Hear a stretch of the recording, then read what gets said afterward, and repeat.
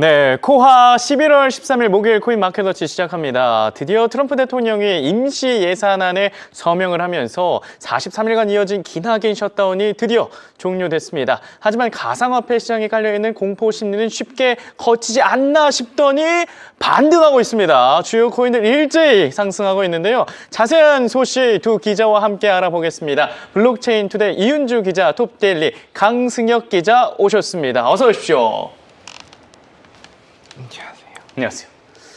네, 그리고 이제 정말 얼마 남지 않았습니다. 한국경제TV와 업비트가 마련한 빅 이벤트 제1회 한국경제TV 디지털 자산 실전 투자 대회가 다음 주 월요일이죠. 11월 17일부터 12월 28일까지 6주간 열립니다. 총 상금 1억 원이 걸려있는 실전 투자 대회는 12월 14일까지 신청하실 수 있고 이 기간에 신규 가입한 회원에게는 3만 원 상당의 비트코인도 드립니다. 자세한 사항은요. 네이버에서 검색하시거나 업비트 공지사항에서 확인할 수 있고 지금 저희 영상 아래 더보기를 누르면 링크가 올라와 있으니까 링크로 들어가서 확인하시면 됩니다. 또 우리 PD님께서도 링크를 또 올려주셨네요. 이 부분도 확인하시면 됩니다. 네, 제1회 한국경제TV 디지털 자산 실전 투자 대회 많은 관심과 참여 바랍니다. 웰컴이 여러분도 많이 참여해 주십시오. 네, 그럼 본격적으로 현재 암호화폐 시장의 전반적인 흐름을 살펴보도록 하겠습니다. 뉴스메타의 키보드 차트 확인해 봅니다. 네, 먼저 토탈 라인 차트 확인해 보도록 하겠습니다. 시장 전체의 흐름을 살펴볼 수 있는 차트죠. 단기 추세선인 주황색 RSI 라인이 상승하는 모습 보여주고 있습니다. 장기 추세선인 초록색 시그널 라인도 차츰 올라가면서 영차 하는 모습 보여주고 있는데요. 초록색이 조금만 더 올라오게 된다면 롱 포지션이 더 유리하게 된다. 이렇게 해석을 할 수 있겠고요. 네, 다음은 비트코인 도미넌스를 나타내는 비트코인 차트, 도미넌스 차트 확인해 보도록 하겠습니다.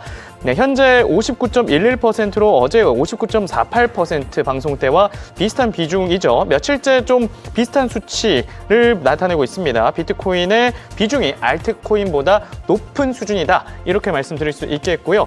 다음으로는 USDT의 시가총액 점유율을 보여주는 테더 도미넌스는 5.27%입니다. 어제 방송 시간 5.3%와 거의 비슷한 수치죠. 아직도 자금은 좀 안전한 자산을 선호하는 모습을 보여주고 있습니다. 다음으로 중장기적 관점으로 암호화폐 시장의 점수를 매기는 키포인트 스코어 확인해 보도록 하겠습니다. 19.73%로 어제 저녁 6시 기준 6.5%인데 약간 상승했지만 아직도 중장기적 관점으로는 횡보세에 이어질 것으로 분석을 하고 있고요. 단기적 관점의 라이브 키포인트 스코어는 마이너스 0.78%로 어제 저녁 1.37%보다 소폭 하락했습니다. 여전히 단기적으로도 횡보세가 지속될 것으로 나타나고 있습니다. 네, 이렇게 해서 뉴스메타의 키보드 차트를 통해 암호화폐 시장의 전반적인 흐름을 살펴봤습니다. 네, 전해드린 차트 내용은요, 투자 시 참고용으로 활용해 주시고 신중하게 고려해서 투자하시기 바랍니다. 네, 오늘의 주요 코인 시황을 자세히 알아보도록 하겠습니다. 먼저 비트코인부터 이야기를 나눠볼 텐데 먼저 우리 강승혁 기자님 축하할 일이 일단 차장 승진 축하드립니다. 우리 코마우 식구들 덕분이고요. 그런가요? 네. 그렇게 저는 생각을 하고요. 네. 오늘 날이 날인 만큼 한마디 좀 말씀드리고 싶은 거는 예, 수능을 마치고 이제 코마오 보시는 이렇게 시청자분들이 계실 수 있어요. 있을 수 있죠. 네, 근데 이제 또 수능 결과 어찌 됐든 이제 그러니까 스피킹이 좀 약하고 하셔도 뭐 이렇게 차장 승진할 수 있는 그런 세상이 왔거든요. 네. 그러니까 열심히 이 개의치 마시고 이제 앞으로 많이 준비하시고 열심히 하시면 좋은 그런 결과 있을 것이다. 그렇게 생각을 합니다. 어찌됐든 이렇게 열심히 노력하다 보면 차장님도 되시고 다 할 수 있다. 그럼요. 그러니까 뭐 결과 하나하나에 너무 그렇게 연연할 필요는 없다. 뭐 이렇게 말씀해 주셨는데 좋은 말씀 감사합니다. 그런데 지금 이 기자님의 승진 소식을 축하하듯이 암호화폐 시장도 정말 반등을 하고 있어요. 비트코인 어떤 이슈 있습니까? 비트코인 이슈 살펴보면요. 이제 기준금리 좀 매크로 얘기를 좀 안 할 수가 없는데요. 그렇죠. 네, 이제 기준금리 인하가 이제 우세하다는 이제 평가는 아직도 이제 우세한 편이에요. 근데 이제 예상대로 그렇게 우세한 흐름으로 갈까? 지금 미국 현지에서 백악관과 그 연방준비제도의 인사들의 동향을 자세히 살펴보면요. 네. 예, 분위기가 미묘합니다. 예, 캐롤라인 레빗 이제 백악관 대변인 예, 최근에 올리브영 갔다 와서 화제된 아무튼 12일 날 예, 민주당이 이제 연방 통계 시스템을 영구적으로 손상시켰을 수 있다. 예, 10월에 그 CPI 소비자 물가 지수와 고용 보고서가 영원히 공개되지 않을 가능성이 높고 발표된 네. 모든 경제 데이터가 뭐 영구적으로 훼손될 것이다라고 네. 또 말했거든요. 네, 이로 인해서 연준의 정책 위반자들이 중요한 시기에 눈 감고 비행하는 꼴이 될 것이다라고 이렇게 덧붙이기도 했습니다. 사실 연준 안에서 분열이 있어서 12월 FOMC 결과를 확답할 수 없다 이런 얘기가 나오고 있는데 이렇게 고용 데이터 CPI 이게 하나하나가 중요한데 시장에서는 더 이 불안 심리가 더 커질 것 같은데요. 예, 연준에서도 어떤 이게 정확한 데이터가 이제 지금은 뭐 이렇게 외부의 데이터에 좀 많이 의존한 상태니까 그렇죠. 그로 인해서 그런 불협화음들 뭐 나오고 있는 형국인데요. 네. 이제 대변인의 브리핑 이후에 예, 백악관은 정부 셧다운 전에 데이터를 수집한 9월 고용 보고서는 셧다운이 종료되면 발표가 될 것이다 이렇게 밝혔지만은 네. 원래 지난주 발표 예정이었던 10월 고용 보고서는 공개가 되지 않을 수도 있습니다. 예, 정부 셧다운 시작 전에 마지막으로 발표된 고용 보고서는 9월 5일 날 공개된 8월 고용 보고서인데요. 네. 이런 데이터가 없는 상황에서 도널드 트럼프 대통령의 주장은 더 부각이 되고 있죠. 네. 자신의 SNS에서 뭐 이 관세에 반대하는 사람들은 예, 바보다. 네. 네.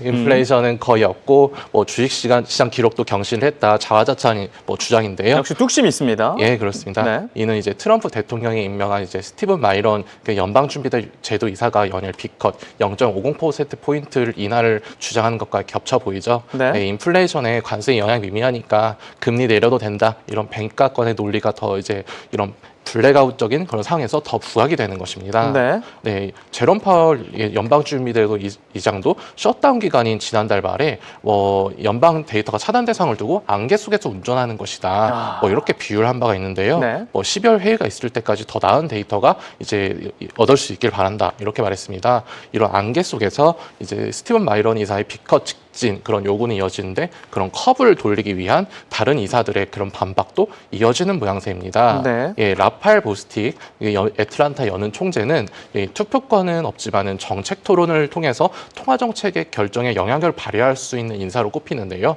그는 평소에 완화를 지지하는 비둘기파 인사로 꼽혔는데 12일 날 지역 클럽 원래에서 연준 정책 위반자들이 연방정부 외부의 다수 데이터 소스를 보유하고 있기 때문에 맹목적으로 비행하지는 않는다. 예, 정책을 이제 완화 영역으로 옮기는 것은 인플레이션 야수의 괴물에 뭐 신선한 피를 불어넣고 기업가 소비자의 인플레이션 기대치를 통제물 등 상대를 만들 수 있다. 이렇게 뭐 트럼프가 이렇게 강도 높게 주장한 만큼 그걸 막기 위한 강도 높게 지적하는 반응도 나옵니다. 근데 라팔 보스틱은 문과인가요? 되게 이 표현 자체가 인플레이션 야수의 신선한 피를 불어넣고 기업가 좀 표현 자체가 좀 문학적인데 예. 네, 그만큼 좀 세게 발언하긴 했네요. 예, 그렇죠. 네. 같은 문과로서 참 좋은 표현이라고 생각을 하고요. 네. 이제 그 보스틱 총재는 네. 이제 뭐 연준의 두 가지 법적 목표인 물가 안정과 지속적 최대 고용이 모두 압박을 받고 있지만은 네. 물가 안정이 여전히 더 시급한 위험이다. 이렇게 짚었습니다. 그렇죠. 예, 그는 목표치를 크게 상회하는 인플레이션이 지속되는 상황에서 상당한 통화 정책 완화를 정당할 만큼의 노동시장의 신호가 경기 순환적인 침체를 명확히 보여주지 않는다. 이렇게 짚었는데요. 매파적이네요. 예, 그렇습니다. 네. 물가 압박이 2026년 중반에서 후반 이전에 완화될 가능성이 거의 보이지 않는다. 이런 확고한 견해도 제시를 했습니다. 예, 애틀란타 연은의 경제조사 연구센터의 설문조사에 참여한 기업들은 이제 2026년까지 네. 가격을 2% 이상 인상할 것으로 예상을 했는데 네. 이는 이제 관세 인상에 어떤 직접적인 영향을 받는 수입 업체만 국한되지 않는다라는 게 보스틱 총재의 설명입니다. 고용이 줄어들긴 했어도 이제 실업률은 거의 움직이지 않았다. 이렇게 부연을 했습니다. 그러니까 일단 고용 지표는 그렇게 나빠지진 않았고 다만 이제 물가 지표 안에서는 관세로 인한 여파가 수입으로 들어오는 그런 기업뿐만 아니라 다른 기업들한테도 영향을 미칠 수 있으니까 이 점이 좀 우려가 된다 이런 말씀이시죠. 예, 공급 밸류 체인에서 이제 그런 수입을 원자재 수입하면 이제 제조를 하고 그렇게 뭐 소비자들이 공급하는 그런 기업들도 어쨌든 그런 물가 인상 압박을 좀 차근차근 받지 않겠습니까? 그런 논리에서 이렇게 이제 인상을 다 할 것이다. 이렇게 보는 이제 논리로 보이고요. 네. 네, 이제 그런데 보스틱 이사는 이제 내년 2월 임기가 종료되고 그래서 함께 은퇴할 예정이라고 하거든요. 매파적인 관점의 인사가 이제 곧 은퇴를 하네요. 예, 그렇습니다. 이는 이제 트럼프 대통령의 네. 연준에 대한 영향력을 더 강화된다 이런 추측을 가능케 하는 부분인데요. 네. 그래서 이제 스티븐 이제 미란 이사, 이제 트럼프 쪽에 있는 이사가 그 인플레이션 지표에서 뭐 가장 중요한 요소인 주택 비용 상승률은 네. 둔화되고 있고 뭐 이제 이미 상당한 디플레이션 효과가 진행 중이기 때문에 연준은 이제 금리를 인하해야 된다 이렇게 주장을 합니다. 네. 근데 이제 투표권을 가진 수잔 콜린스 버스턴 여는 총재는 공개연설에서 기준금리 동결을 주장했습니다. 인플레이션 우려 때문입니다. 네, 그 미국 기준금리와 커플링 경향이 높은 우리나라 통화정책 역시 변동성이 높아졌다 이런 분석이 나오는데요. 네. 10일 오후에 이창용 한국은행 총재가 외신과의 인터뷰에서 미국 이제 금리나 기조의 전환 가능성을 언급한 것도 시장에서는 갑작스럽게 받아들였습니다. 그는 이제 금통위마다 금리나 사이클이 유지되고 있다는 입장이었는데 네. 블룸버그 TV와의 인터뷰에서 금리나 폭이나 시기, 방향의 전환은 새로운 경제 데이터에 따라서 달라질 수 있다 이렇게 밝혔습니다. 네. 이에 반응해서 국고채 금리는 일제히 올랐는데요. 네. 이를 두고 뭐 발작이라고 표현을 하기도 합니다. 네. 네. 12월 1일 연준의 이제 양적 긴축 종료에 따른 시장 반응을 우선 확인을 하고 기준금리 인상 우려까지는 아니지만 뭐 인하 기대감을 희석하는 이런 통화 당국의 발언이 이어지고 있거든요. 네. 그런 만큼 이제 투자자들도 한은의 통화정책위원회 그리고 연준의 FOMC 그런 이 주요한 이벤트가 발생한 분기점마다 더욱 주의 깊게 살펴봐야 된다 이런 분석이 나옵니다. 네, 이제 셧다운이 종료되면서 암호화폐 시장이나 뭐 미 증시나 지금 12월 FOMC를 매우 중요시하게 여기고 있는데 네. 저희도 계속해서 이 이슈 체크해서 과연 12월에 진짜 금리를 내릴까 꾸준히 살펴봐야 될 것 같습니다.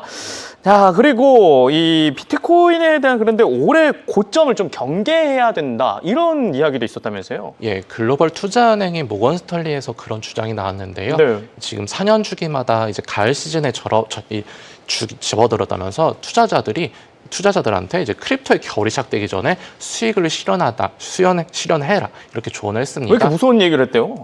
네. 뭐 이런 부분이 뭐 투자자들이 어떤 고점에 대한 이제 차익 실현 요구도 있을 수 있고 뭐 그런 부분에 대한 어떤 조언을 하는 것이라고 볼 수 있는데요. 네. 네, 이제 모건 스탠리 웨스 매니지먼트의 투자 전략가인 데니 갈린도는 이제 팟캐스트에서 과거 데이터를 분석한 결과 비트코인 가격 사이클에서 지속적인 3업, 1다운 그러니까 세 번 오르고 한 번 내리는 리듬이 나타난다고 말했습니다. 네. 지금이 가을 시즌이고 수확을 해야 하며 이번 가을이 얼마나 오래 갈지는 이제 논쟁의 대상이다라고 말했는데요. 네. 디지털 자산 전문 매체인 코인데스크는 수확이라는 비유가 월스트리트의 주요 경영진이 원자재나 유동성이 주도하는 거시 사이클과 유사하게 주기적인 투자 프레임워크를 통해서 비트코인의 시장 리듬을 인식하고 있음을 보여준다. 이렇게 봤습니다. 네. 11월 5일 비트코인이 99,000달러 이하로 떨어지면서 주요 거시 지표를 경신하고 시장 상황에 대한 논쟁이 다시 불붙었는데요. 비트리서치 애널리스트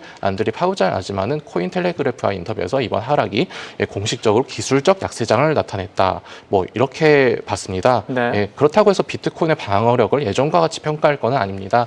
모건 스탠리 리서치의 미국 브로커인 마이클 사이프리스는 팟캐스트에서 변동성에도 불구하고 기관 투자자들이 비트코인을 인플레이션과 통화 악화에 대한 거시적 해지 수단을 보고 있다. 뭐 이렇게 말했습니다. 모건 스탠리끼리 충돌을 했네요. 아, 그렇습니다. 네, 처음에 뭐 겨울에 수확하라라고 얘기를 했는데 지금 모건 스탠리 안에 있는 또 다른 이 미국 브로커의 마이클 사이프리스는 이거 잘 버텨주고 있는데 다른 그리고 해칭 수단으로 사용되고 있는데 이러면서도 긍정적인 이야기를 하고 있습니다. 네, 기관은 어쨌든 이제 차츰차츰 우상향하는 그런 자산 흐름들, 네. 그러니까 이제 저점에 매수해서 뭐 그렇게 뭐 차익을 실현하는 그런 게 또 기관의 투자 방식이니까요. 그쵸. 네, 사이프리스는 이제 어떻게 말했냐면요, 대형 투자자들이 내부 프로세스상 이제 투자 전략이나 포트폴리오 배분을 즉시 변경할 수 없기 때문에 네. 기간 배분이 더디게 진행되는 경향이 있어 관련해서 논쟁의 여지는 있지만 규제와 ETF 인프라가 진입 장벽을 낮추면서 비트코인의 포트폴리오 채택이 증가하고 있다고 봤습니다. 네. 가령 스트래테지는 10월 말 기준 64만 8천 BTC를 보유 중인데 기업 비트코인 총 보유량의 60%를 차지하는 부분인데요. 근데 이제 올해 초 75% 대비해서는 15%포인트 빠진 거거든요. 네. 같은 달 일본의 메타플랜이 미국의 코인베이스가 보유량을 늘리면서 어떤 그런 부분이 다변화된 양상입니다. 다만 이제 10월 한 달 동안 전 세계 공기업, 사기업이 새로 확보한 비트코인은 14,447 BTC로 올해 들어서 가장 적은 증가폭을 보였습니다. 네, 이렇게 해서 기관들의 비트코인을 담는 움직임까지 저희가 좀 살펴봤는데요. 주 기자, 어제 방송 시 뉴스메타의 메타 차트와 알파 차트 같은 경우에는 비트코인을 좀 매수하라라는 신호를 좀 보여줬던 것 같은데 신호가 잘 맞아 들었는지 현 상황 좀 살펴주시죠. 네, 어제 매수의 차트가 떠주긴 했는데 그 뒤로 바로 또 매도에 대한 시그널이 한 차례 좀 바뀌면서 지금은 또 매도에 대한 시그널이 현재 메타 차트 상에서는 보여지고 있습니다. 네. 그래도 메타 라인 위에서 캔들이 만들어지고 있어서 우리가 잘 지지를 받고 좀 추세 전환이 될 수 있을지는 기다려봐야 될 것 같은데 네. AI로 예측해보는 알파 차트에서는 그래도 오늘 오후 시간대 매수에 대한 시그널이 다시 나와주기는 했거든요. 네. 그래서 추세 전환에 대한 가능성이 남아 있을지는 조금 더 시간을 가지고 지켜봐야겠습니다. 네, 확실히 알파 차트에서 매도 신호가 나오고 떨어진 다음에 다시 매수 신호가 나오면서 상승하는 지금 분위기로 전환되고 있는데 온체인 데이터 상에서는 좀 눈에 띄는 거래 흐름이 있었습니까? 네, 온체인 상에서는 사실 조금 엇갈린 모습들이 포착이 되고 있기는 합니다만 네. 전반적으로 추가 상승에 대한 기대감을 가져볼 만한 데이터들이 있어서 좀 정리를 해서 전달을 드려보도록 하겠습니다. 네. 앞에서 기자님께서도 말씀 주셨지만 이제 셧다운 종료와 함께 다시 한번 시장 안의 유동성 그리고 그동안 우리가 받아들이지 못했었던 데이터들이 어떤 변수로 적용이 되는지를 지켜봐야 되는 한 주가 될 텐데요. 네. 이 경제 데이터들의 발표가 중단됐던 상황에서 연준의 정책 판단이 어려워졌었지만 이제 이런 부분이 깔끔하게 해소됐다라는 부분에서 심리적으로는 일단 한 차례 긍정적인 호재로 작용이 될 수가 있겠습니다. 네. 지난 셧다운 동안 우리가 어떤 좀 일을 겪었었는지 데이터로 함께 체크를 해드리도록 할 텐데 네. 10월 1일 이후로 11월 10일까지 한 달 일주일간의 데이터입니다. 전체 시가총액은 4천억 달러 정도가 증발이 됐었고요. 비트코인의 가격 성장률 같은 경우도 기존의 16%에서 6%대로 이제 우리가 옥토버도 경험하지 못한 채 11월을 그렇게 맞이를 했습니다. 그리고 상위 20위권에 들어가는 자산들 같은 경우도 시가총액이 기존의 32%에서 14%대까지 낮아지면서 전반적인 약세가 강하게 나왔었던 한 달이었고요. 그리고 그 외에 이제 중소형주 같은 경우는 사실 타격이 가장 컸죠. 네. 거의 0에 수렴하는 가격이 나오는 코인들도 있었을 만큼 전체 시총 비중이 18%였는데 그게 거의 다 증발되면서 0.2%까지 한마디로 시총 100위권 안에 주요 종목들은 그나마 좀 버티는 모습을 보여줬지만 그 외 중소형주들은 말 그대로 거의 0에 수렴하는 그런 모습들이 나오면서 셧다운이 몰고 왔던 여파는 코인 시장에 상당히 컸었다라고 생각을 해볼 수가 있겠습니다. 확실히 이 증시는 뭐 셧다운에 대해서 그렇게 별 반응이 없었는데 암호화폐 시장에서는 큰 좀 하락폭을 키우기도 했네요. 네, 그렇습니다. 사실 이게 셧다운 때문이야 라고 너 때문이야 이걸 할 수 없어요. 그 뭔 노래죠? 간 때문이야. 셧다운 때문이야. 할 수는 없지만 이 셧다운 네. 기간 안에 이제 들어있었던 게 10월 10일 대규모 청산 사태 그리고 이제 미국과 중국 간의 갈등, 재조짐 이제 이런 것들이 조금 맞물리면서 경제 지표 다 밀리고 우리 기다리고 있었던 알트코인 ETF 출시 다 밀리고 하면서 이렇게 됐었던 거거든요. 그쵸. 그래서 이 기간을 우리가 그냥 모든 그런 이슈들을 다 포함해서 셧다운 기간 때 이러했다라는 데이터를 크립토컨트가 보여준 건데 네. 어쨌든 이 시점이 본격적으로 막을 내렸기 때문에 이제 남은 11월과 12월 좀 반등에 대한 기대감을 가지고 지켜봐야 될 것 같습니다. 앞으로 뭐 지켜볼 점은 다들 아시겠지만 뭐 경제 지표 발표가 재개됨과 따라서 우리 투자 심리가 어떻게 회복될지를 챙겨보시는 게 가장 중요할 것 같고 그리고 시장에서 우리가 계속 뭐 누가 매수하고 매도하고 돈이 얼마큼 빠져나가고 이제 이런 부분에 대한 이야기를 늘 하고 있는데 네. 또 업계에서는 이 부분을 굉장히 중요하게 봅니다. 그래서 시장 안에 여전히 존재하고 있는 그 금액은 얼마인지 충전돼 있는 금액은 얼마인지를 지켜보는데 스테이블 코인 시가총액 같은 경우는 되려 지난 한 달 동안 굉장히 높은 이 자금 유입을 보여줬다고 합니다. 네. 거래소 안으로 들어온 이체 건수를 이렇게 그래프로 함께 표현이 된 건데요. 스테이블 코인 시가총액이 2,600억 달러인데 지난 한 달 동안 월 평균 1,120억 달러가 거래 소환으로 스테이블 코인이 유입이 됐습니다. 네. 그렇기 때문에 유동성이 굉장히 강한 시장이다. 1,100억 달러 전체 시총의 절반이 지금 거래소에 유입이 되어 있는 상황이기 때문에 이게 언제 비트코인으로 바뀌고 이더리움으로 바뀌고의 타이밍은 정말 한순간이거든요. 시장의 긍정적인 내러티브만 좀 확실시 된다면 지금 준비되어 있는 이 파킹되어 있는 자금들이 네. 한순간에 바로 매수 물량으로 전환될 수 있다라는 호재성 물량으로 생각을 해볼 수가 있겠습니다. 완전 장전돼 있네요. 완전 풀장전입니다. 와. 이제 쏘기만 하면 되는데 그러니까요. 그 쏘는 발언을 누가 해줄지 우리 제롬 형께서 해주실지 제롬 형님. 트럼프 형님이 해주실지 그쵸. 조금 지켜봐야 될 것 같고요. 네. 어쨌든 계속 지난 거의 2, 3주 동안 말씀드렸던 게 이 수급의 불균형으로 인해서 시장의 가격 하락이 이어지고 있다였는데 네. 어느 정도 단기 수급 불균형이 조금 완화됨과 함께 비트코인의 가격 반등이 기대가 된다라는 평가들이 나오고 있어서 아주 자금이 좀 든든하게 채워져 있는 코인 시장 앞으로의 방향성 단기적으로 집중을 해보시는 게 좋을 것 같습니다. 네. 그리고 비트코인의 가치를 가장 정확하게 판단을 해볼 수 있는 이 MBRB 지표 같은 경우도 지금 다시 한번 하락을 하면서 이 공정가치 구간으로 들어가고 있습니다. 연초만 하더라도 2.7%, 2.7점대였는데 이게 1.8까지 내려오면서 이 비트코인에 대한 공정가치의 과열이 해소가 됐고 한마디로 이제 투기성이 많이 빠졌다라고 생각을 하시면 될 것 같아요. 네. 자, 이 동안에 비트코인의 가격은 10만에서 11만 달러 사이의 박스권 횡보를 보였는데 MBRB 지표 같은 경우는 추가적인 하락을 보이지 않고 1.9점대에서 안정적인 모습을 보여주고 있거든요. 네. 과거 이런 패턴이 나왔을 때는 장기 보유자들의 매집 증가가 일어났었던 단계와 비슷하다라고 합니다. 그래서 이 중립 구간에서 MBRB 지표가 1.8까지 내려왔다가 다시 올라가는 구간으로 접어들 텐데 그때가 보통 새로운 회복 사이클의 초기 신호로도 풀이가 됐었던 만큼 MBRB 지표가 지금은 하방에서 자리를 잡고 있지만 간등과 함께 비트코인의 가격 상승을 충분히 기다려볼 수 있는 구간이다라고 말씀을 드릴 수가 있겠고요. 네. 그리고 거래소 안에서의 비트코인의 물량도 계속해서 빠져나가는 부분도 우리가 긍정적으로 생각을 해볼 수가 있겠죠. 네. 11월 12일 기준으로 지금 거래소 안에 있는 전체 물량이 240만 개 정도가 된다고 합니다. 연초 대비해서도 14%가 감소한 수치고요. 데이터에서 보여지는 것처럼 이 보라 색깔이 비트코인의 보유량인데 계속해서 바닥까지 지금 내려가서 거의 최저점까지 내려와 있는 상황입니다. 네. 한마디로 매도가 가능한 물량들이 감소가 되고 있기 때문에 강세에 대한 시그널로 우리가 바로 풀어볼 수가 있겠고요. 시장이 내놓은 이 비트코인이 많이 없다는 거죠? 네. 배추가 막 없듯이.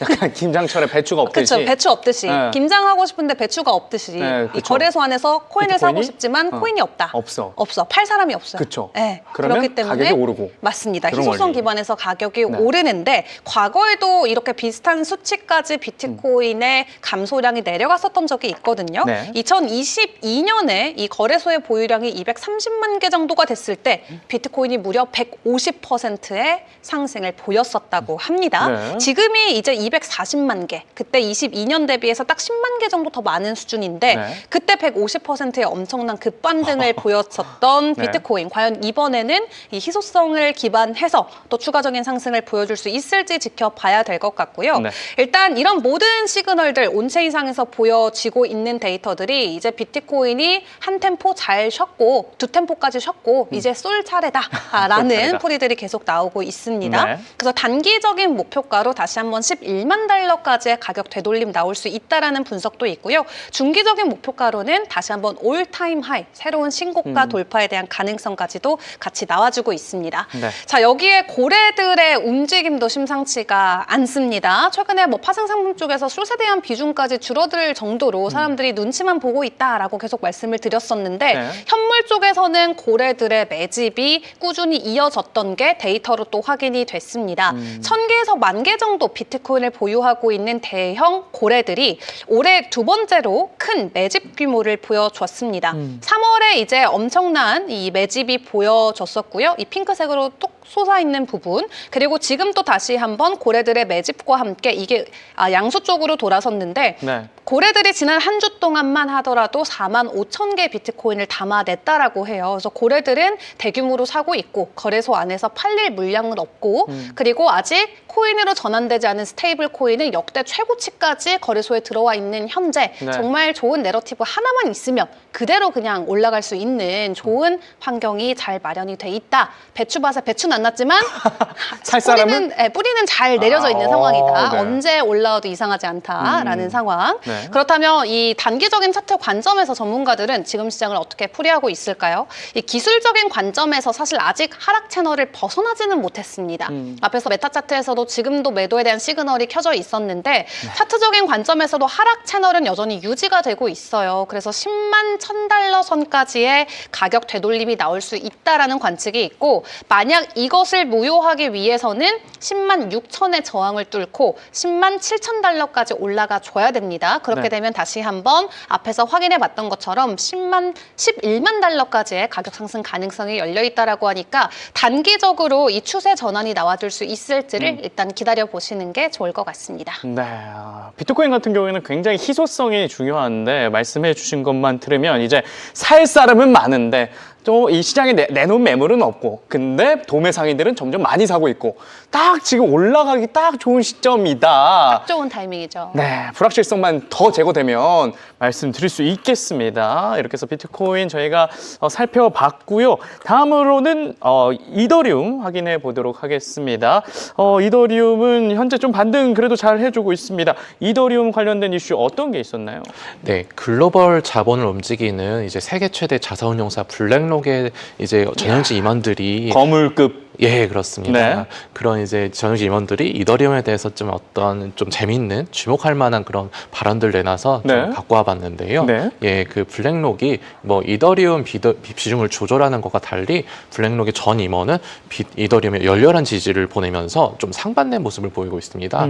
앞서서 블랙록은 미 국채 등 안전자산에 투자하는 전통적인 머니마켓 펀드의 지분을 블록체인상에 토큰화한 기관용 상품인 비들 펀드를 지난해 3월 출시를 했는데요. 네. 예, 디지털 자산 리서치 플랫폼 RWA.XYZ에 따르면은 비들 펀드의 11일 기준 시가총액은 25억 2,339만 달러로 한 달 전보다 10.8% 감소했습니다. 이 감소폭뿐만 아니라 좀 주의 깊게 살펴봐야 될 게 과거에는 비들 시총 대부분이 이더리움 네트워크에서 발행된 토큰으로 이루어졌거든요. 네. 근데 이제 11일 날 보면요, 이 이더리움 블록체인 상에서 토큰화된 액수가 5억 8,431만 달러로 아발란체 그리고 앱토스 이런 이제 다른 토큰들과 큰 차이 없는 것으로 뭐 이더리움의 존재감이 좀 희석됐다 이런 평가가 나옵니다. 다른 코인들이 막 등장하면서 이더리움 존재감이 약간 낮아진 거네요. 예, 그렇습니다. 또 이제 글로벌 온체인 분석 플랫폼인 루곤체인에 따르면은 네. 블랙록은 10월 6일 하루 동안 코인베이스 프라임 지갑으로 4,600BTC와 거의 57,000 이더리움을 송금을 했는데요. 네. 그 하루 전에도 이제 블랙록은 34,700 이제 이더리움을 동일 주소로 이체를 한 바가 있습니다. 이는 매도 신호를 암시하는데요. 네. 이제 이런 움직임은 최근 레리 핑크 블랙록 최고 경영자가 향후 10년간 모든 금융 자산이 토큰화될 것이다. 이렇게 말한 것과 무관하지 않다는 이런 분석이 나옵니다. 네. 이제 그런 뭐 RWA 그런 실물 자산을 토큰화하는 거는 꼭 이더리움뿐만 아니라 뭐 그런 솔라나나 여러 가지 다른 이제 그쵸. 그런 체인에서도 좀 이렇게 할 수가 있는 부분이거든요. 네. 그래서 이제 그런 점에서 비트코인 매도는 가지만 이더리움까지 함께 매도하는 것은 무슨 이유냐 이런 질문이 나올 수 있죠. 비트코인 RWA까지는 못하니까. 예, 그 이제 그런 디지털 금 그러니까 자산 희소성 자체로 어떤 그런 이제 인플레이션 해지나 이런 게 되는 그런 자산이고 네. 이제 그런 월가에서 활용하는 그런 이제 어떤 자산의 가치를 더 이제 끌어올 수 있는 뭐 그런 네 그렇게 활용할 수 있는 이더리움은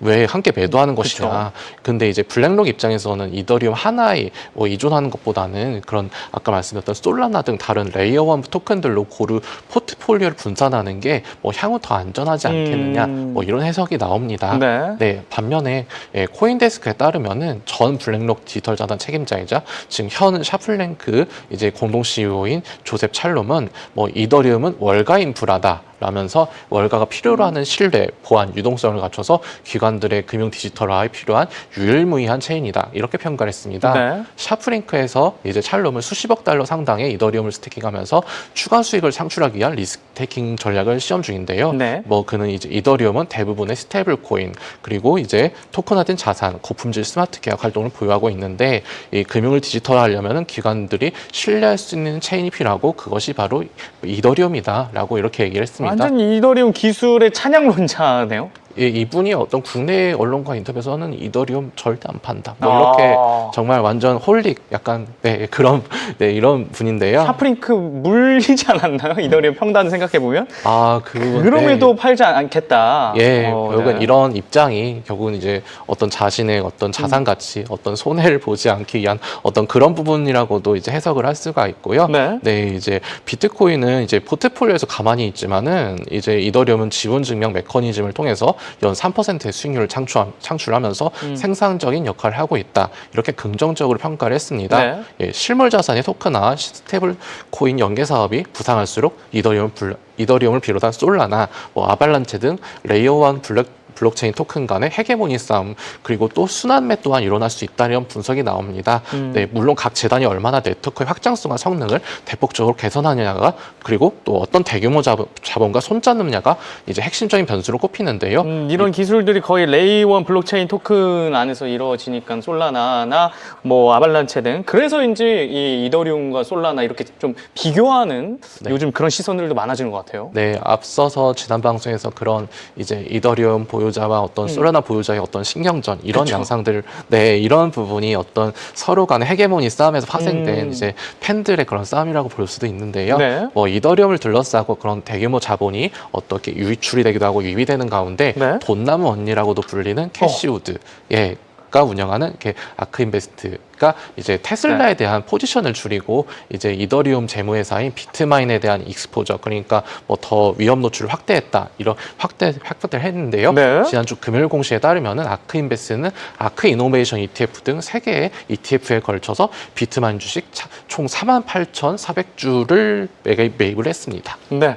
아크 인베스트먼트 같은 경우에는 최근에 이제 중국 쪽으로 좀 눈을 돌려가지고 뭐 알리바바를 산다 뭐 이런 이야기를 했는데 또 비트마인까지 주식수를 또 늘렸군요. 네. 이 점도 우리가 좀 눈여겨봐야 될 것 같다는 생각 듭니다.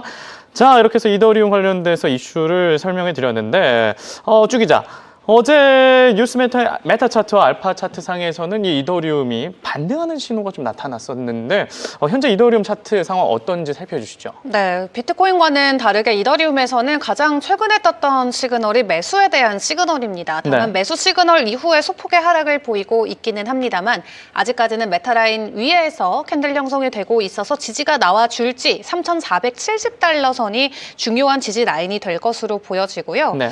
AI로 예측을 해볼 수 있는 알파 차트 상에서의 모습도 일단은 동일합니다. 가장 최근에 매수에 대한 시그널 이후에 일단은 가격 하방에 대한 가능성을 조금 더 낮추고 있는 차트가 메타 상에서는 보여지고 있습니다. 네. 지금 차트를 보니까 확실히 매도 시그널 나타난 후에는 하락하고 매수 후에는 오르고 이 부분을 좀 알파 차트와 메타 차트가 잘 확인을 해주고 있는 것 같긴 합니다.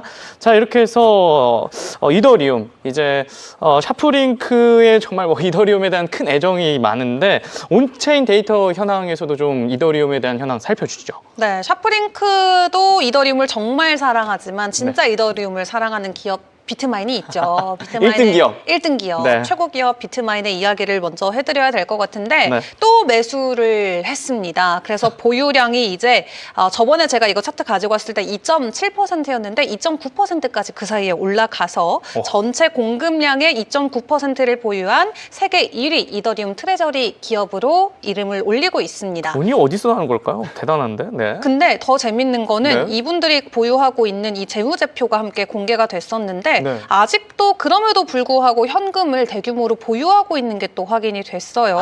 이더리움을 350만 개나 들고 있는데도 네. 현금 비중이 아직 3억 9,800만 달러, 한 4억 달러 정도의 현금이 남아 있어서 네. 아끼지 말고 이것도 빨리 이더리움 사줬으면 좋겠다라는 생각을 저는 개인적으로 하고 있습니다. 그렇죠. 그냥 바로 아끼지 풀매수 말고. 해버리면. 네네네. 확실한 이제 가치관을 갖고 투자하시는 기업이기 때문에 네. 현금도 좀 탈탈 털어주면 좋겠다라는 생각을 개인적으로 하는데 여기서 톰리 회장이 이렇게 말했잖아요. 최근에 월스트리트가 드디어 토큰화를 이해하기 시작했다. 토크나이제이션. 근데 이 토크나이제이션의 주된 기술이 이제 이더리움 기반의 확장이기 때문에 앞으로 10년 동안 이 월가에서도 핵심 스토리는 이더리움이 될 것이다라고 엄청난 극찬을 남기기도 했는데 네. 그래서 일찍 비트마인 계속해서 보유량을 늘려가고 있고요. 코인만 놓고 봤을 때 트레저리 1등 기업은 이제 마이크로 스트래티지, 비트코인 1등 기업이고 그리고 이제 2위가 바로 이 이더리움을 줍줍하고 있는 비트마인이 됐습니다. 네. 앞으로도 변치 않고 이더리움을 향한 사랑을 보여줄 것으로 보여지고 있고요. 자, 그런 가운데 최근에 시장에 큰 이제 여파를 불러 일으켰던 파생 상품 쪽은 계속해서 잠잠해지는 분위기입니다. 네. 이거를 뭐 우리가 긍정적으로 봐야 될지 엄청난 가격 청산 이후에 이제 레버리지의 투기 포지션이 아주 크게 감소되고 있는 모습을 이 오픈 인트레스트 OI 지표를 통해서도 확인을 해볼 수가 있겠는데 네. 바이낸스 OI 기준으로만 놓고 보더라도 차트가 굉장히 차분해지는 모습을 보여주고 있죠. 그렇기 때문에 이 과도한 투기 포지션이 정리가 되고 안정화를 찾은 시장은 방향성만 전해진다면 다시 한번 강한 상승을 보여줄 수 있겠다라는 기대감을 가지고 지켜볼 수가 있겠습니다. 네. 이 레버리지가 감소되고 있지만 나름 이더리움 현물 가격은 3,000달러 위에서 지지라인을 만들어주고 있기 때문에 여기서도 다시 한번 아주 건강한 상승의 초기 국면이다라는 분석들이 있고요. 일단 단기적인 목표가 3,700달러 선으로 크립토컨트에서는 제시를 하고 있기 때문에 해당 부분도 함께 체크를 해보시면 좋겠습니다. 네. 단기적인 기술 분석도 좀 챙겨드리도록 할 텐데 두 개의 다른 관점의 차트를 들고 왔습니다. 첫 번째로는 상승의 시나리오를 가지고 있는 차트 분석인데요. 하락세기 패턴을 최근에 돌파를 해줬기 때문에 우리가 12월 중순까지 이더리움 가격 4,400달러까지 오를 수 있다는 관점 있습니다. 지금은 3,500달러 선을 지나가고 있는 이더리움인데요. 네. 하락세기가 돌파가 됐고 여기서 지지만 나와준다면 현재 구간에서 1,000달러 정도의 추가 상승이 가능하다. 한마디로 25%까지 이 지난 앞으로 오는 한 달 동안 상승할 수 있겠다라는 가능성의 내용 먼저 전해드리도록 하겠습니다. 네. 그리고 두 번째로는 아직까지 하락 채널에 갇혀있는 이더리움 차트라는 관점에서의 약세 흐름인데요. 3,800의 저항을 뚫어주지 못하게 된다면 오히려 추가 하락을 하게 되는 이더리움 3,000달러까지 하락 가능성도 있다고 해요. 그래서 약세 시나리오에서는 3,000달러 그리고 긍정적인 장기 시나리오에서는 다음 달까지 4,400달러까지 상승의 가능성이 있다라고 하니까 투자하시는 분들도 함께 참고해 보시면 좋겠습니다. 네, 이렇게 해서 이더리움 기술적 분석까지 저희가 살펴봤고요. 마지막으로 저희가 살펴볼 주요 코인은 셧다운 종료를 가장 기다린 코인입니다. XRP 리플입니다. 드디어 현물 ETF가 나온다고 하는데 리플 관련된 이슈 전해주시죠. 네, 리플도 이제 앞서 말씀드린 것처럼 전통적인 자본, 전통금에서 나오는 자본을 이제 연결하기 위해서 애쓰고 있습니다. 네. 약 40억 달러, 그러니까 5조 4천억 원에 달하는 거액을 투입해서 자체적인 통합금융 인프라를 구축하겠다는 청사진을 최근 개최한 이제 스웰 2025 행사에서 발표를 했는데요. 네. XRP 원장을 이제 전통 금융과 연결하고 자체 스테이블 코인인 RLUSD를 마스터카드 등과 협력을 해서 이제 카드 결제 그리고 기업 자금 지급을 블록체인에서 즉시 정산할 수 있도록 하고 이를 기업의 회계 시스템과 연동시킨다 이런 보관입니다. 네. 예, 40억 달러의 구체적인 배분처를 살펴보면요. 우선 리플은 비은행 프라임 브로커 그러니까 헤지펀드나 대형 기관 투자자의 주거래 증거세를 뜻합니다. 히든로드를 약 12억 5천만 달러에 인수하기로 하고 네. 약 10억 달러 규모로 기업 자금 관리 플랫폼인 지트레저리를 또 인수하고 약 2억 달러를 들여서 스테이블 결제 플랫폼 레일을 또 인수하는 그런 방안이 있습니다. 네. 리플의 로림수는 이렇게 대규모 이제 인수를 통해서 통합금융 인프라를 구축을 하고 이렇게 기업의 재무부서가 이제 스테이블 코인 그리고 XRP를 통해서 자금을 조달하고 곧바로 결제 그리고 프라임 브로커리지 실행으로 원활히 이동할 수 있도록 기업의 자금 흐름을 이제 리플 안에서 하나로 일원화시키겠다. 이런 보관입니다. 통합적인 시스템 만들겠다 이런 이야기가 되겠네요. 네, 그렇습니다. 네, 근데 이제 월가에서는 네. 이런 올인원 구조가 은행 수준의 통제력을 유지하면서도 이제 전체 워크플로에서 비용과 지연 시간을 줄일 수 있느냐, 이런 분석, 이런 해석이 지적이 나오고 있습니다. 네, 이와 함께 ETF 전문 분석가인 에릭 발추나스에 따르면은 카나리 캐피탈의 XRP 현물 ETF가 최근 나스닥 상장 공지를 받으면서 절차적 승인을 완료했다고 합니다. 이런 제도권의 자본이 더 유입되면은 XRP 시가총액이 10배 이상 확대될 수 있다. 이런 그러니까 이제 희망입니다. 그러니까 XRP 팬분들이 되게 어떤 뭐라고 해야 리플이 10배 될 수 있다. 예, XRP가. 우리나라에서도 약간 리플 투자자분들이 좀 이렇게 강성이다. 뭐 이런 평가도 있어요. 네. 그런 이야기가 있죠. 워낙 이제 빛을 못 봤던 시기가 길었잖아요. 그게 인내의 시기가 있었기 때문에. 네, 그만큼 지금이 어떤 이제 리플이 그쵸. 빛을 보는 시기에 더 열렬히 이렇게 팬보이 이런 역할을 하는 거죠. 네. 이런 이제 뭐 승인을 완료했고 이런 희망론도 나오지만은 이는 이제 토큰 가치와 기업 가치가 괴리가 크다는 이제 지적이 좀 나오면서 어떤 호재가 선반영됐다 이런 반박으로도 이어지고 있습니다. 네. 글로벌 투자은행인 홀리안 로키는 이 리플 기업의 가치를 XRP 가격과 진점 연동한 분석 보고서를 지난해 초에 내놓은 바가 있는데요. 네. 리플 기업의 실질 가치는 XRP 보유분에서 비롯된다는 전제를 깔았는데 리플사가 현재 약 400억 XRP를 보유 중이며 네. 이 가운데 50억 XRP는 유통이 가능한 상태고 나머지 30억 XRP는 에스크로 상태인데 XRP의 시장 가격이 2.3달러 수준인 부분을 감안하면 이론상 기업 가치는 930억 달러에 달한다는 겁니다. 네. 근데 이제 리플은 이제 스웰 2025 행사에서 신규 투자로 5억 달러를 유치했는데 이는 비공개 시장 기준으로 기업 가치가 이제 400억 달러 수준이거든요. 네. 이런 밸류에이션이 과열됐다고 볼 수 있는 건데 이런 부분은 작은 충격에도 가격 변동성이 심할 수 있다. 이런 가능성을 내재한다. 이런 분석이 나옵니다. 네, 이렇게 해서 XRP 관련된 이슈를 살펴주셨고요. 주 기자, XRP 뉴스 메타 차트, 알파 차트에서 어제 좀 그래도 상승으로 전환됐었는데 지금은 어떻습니까? 네, 지금도 일단 매수에 대한 시그널은 유효합니다. 네. 오늘 오전에 다시 한번 매수 시그널이 나와주면서 2.5달러에서 가격 형성을 이어가고 있는 모습이고요. 알파 차트를 통해서 체크를 하더라도 여전히 매수에 대한 시그널을 보여줘서 비트코인과 이더리움을 제치고 리플은 여전히 좀 상승 추세가 가장 강하게 보이는 코인이다라는 평가가 가능할 것 같습니다. 네, 역시 셧다운 종료를 가장 기다려왔던 코인이다 보니까 XRP, 메타 차트와 알파 차트에서도 강력한 흐름을 나타내고 있는데요. 온체인 데이터상 거래 흐름 살펴주시죠. 네, 모두가 기다렸던 셧다운 사실 이제 ETF 때문이었는데 네. 셀더 뉴스가 될 수도 있겠다라는 조짐이 뉴스에 팔아라? 네, 온체인에서 보여지고 있습니다. 이렇게 기다렸는데, 네. 이렇게 기다렸는데 지금 바이낸스의 넷플로우를 함께 체크를 해보시면 네. 최근 XRP를 대량으로 유입시키고 있는 고래들의 움직임이 포착이 되고 있습니다. 네. 오늘 이제 미국 시장 개장과 함께 과연 나스닥에 이 XRP 현물 ETF 티커가 상장이 될지 안 될지 모든 분들께서 기다리고 계실 텐데 그쵸. 지난 5거래일 동안 바이낸스로 XRP의 유입이 계속해서 포착이 되고 있습니다. 이 말인 뜻은 말 그대로 고래들이 매도하기 위해서 본인들이 보유하고 있던 XRP를 거래소에 보내고 있다라는 시그널로 뭐 해석은 가능하겠죠. 그쵸. 100% 뭐 연결되는 것은 아니지만 거래소 간도 다 팔린 건 아니니까요. 맞습니다. 지난 5거래일 동안 계속해서 왜 이렇게 리플이 거래소로 들어오고 있는지 이게 정말 셀더 뉴스로 작용이 되는 것일지 오늘 조금 체크를 해봐야 될 것 같고 네. 실컷 다 이체했는데 사실 오늘 티커 상장 안 되면 어차피 못 팔거든요. 그러니까 결국의 결론은 SEC에 손에 달려 있지만 그쵸. 고래들은 최근에 이것을 아주 긍정적인 셀더 뉴스 호재로 받아들인 것일지 이체가 계속되고 있다라는 점 온체인상에서는 좀 주의의 시그널로 지켜보시는 게 좋을 것 같고요. 네. 다만 차트적인 관점에서는 그래도 상승에 대한 가능성 저항 라인만 잘 돌파해준다면 나올 수 있다라는 관점들이 있습니다. 최근 고점 2.58달러였는데 2.55달러대의 지지를 받는 게 실패가 되면서 가격이 다시 2.4달러로 내려왔다가 지금 시각 기준으로는 2.5달러까지 올라온 상황인데요. 이 2.5달러의 돌파가 시원하게 나와주지 못한다면은 다시 2.25달러까지의 가격 하락 가능성은 열려 있다고 합니다. 네.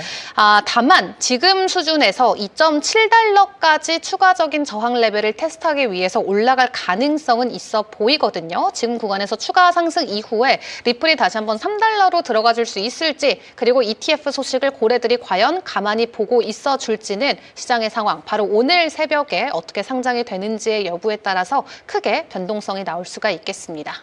네, 오늘 상장되더라도 셀더 뉴스는 아니었으면 좋겠는데 저희가 이 점도 계속해서 참고해 봐야 될 것 같습니다. 이렇게 주요 코인의 이슈와 차트 상황, 거래 흐름까지 살펴봤습니다. 차트 분석과 전문가 의견은 참고로 봐주시고 투자는 항상 신중하게 접근하셔야 한다는 점 참고하시기 바랍니다. 네, 이어서 남다른 흐름이 포착된 코인을 소개하는 코너죠. 코인 레이더 지금 바로 시작합니다.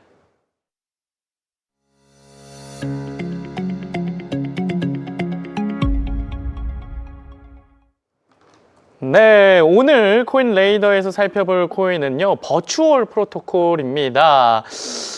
고마워 열혈 애청자 우리 땅민니님께서 버추얼 프로토콜 궁금하다고 말씀을 해주셨는데요. 강 기자, 네. 현재 버추얼 프로토콜 같은 경우에는 1,900원 선에서 거래되고 있는데 관련된 이슈 전해주시죠. 네, 버추얼 프로토콜은 이제 AI 에이전트, 그러니까 프롬프트 명령어에 반응하는 그런 소프트웨어. 네. 그러니까 AI 에이전트를 생성하고 그 에이전트 간의 상호작용을 블록체인 위에서 이제 안전하고 투명하게 처리하는 그런 프로젝트를 표방을 하고 있습니다. 네. 최근 이런 목적에 걸맞게 이제 BNB 체인을 기반으로 이제 구축된 뭐 세계 최초의 AI 생성 콘텐츠 밈 런치패드인 루나다펀, 그러니까 루나다펀을 공개를 했는데요. 네, 이제 인간 제작자에 이존을 하는 기존 밈 플랫폼과 달리 루나다펀은 이제 전적으로 자율 AI 에이전트에서 구동이 되는데요. 이제 각 밈이나 이제 미디어 게시물이 뭐 사람이 개입을 해야 생성이 되는데 이건 사람 개입 없이 온체인에서 생성이 된다는 겁니다. 네. 이래서 단순한 밈 플랫폼이 아니라 에이전트와 토큰이 실시간으로 상호작용해서 콘텐츠 가치를 생산하고 거래하는 새로운 종류의 관심 경제를 이도를 하고 있는데요. 네. 이 버추얼 프로토콜 이제 창립자는 그러니까 게임 NPC가 뭐 이제 똑같은 이제 대답만 하는 게 그게 좀 진부해서 재미없잖아요. 예, 그럼 AI 프롬프트를 이제 NPC한테 집어넣으면은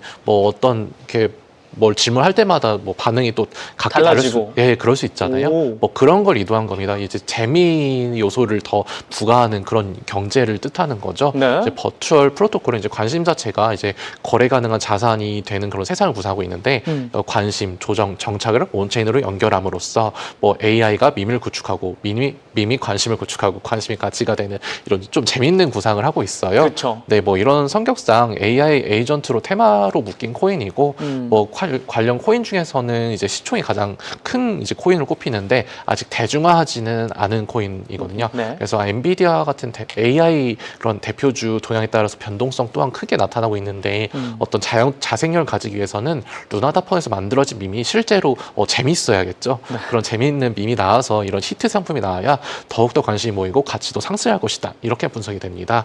이 루나다펀에서 만들어낸 밈 진짜 궁금하네요. 제가 밈을 좋아하는데. 네. 아, 그렇죠. 네. 이게 진짜 준호님은 네 되게 인기 요즘 밈 한 방 하시면 매끈매끈하다? 매끈매끈하다. 이거 아시나?